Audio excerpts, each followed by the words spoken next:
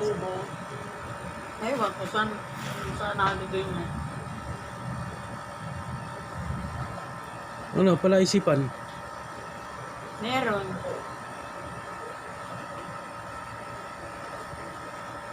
Sagot mo na pala isipan. Baka may memory niyo eh.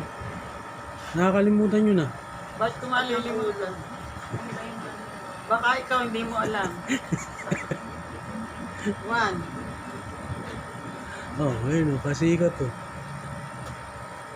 Ang hindi ko makita yung mga letter eh. Iwas to. 11. Iwas to. Tama.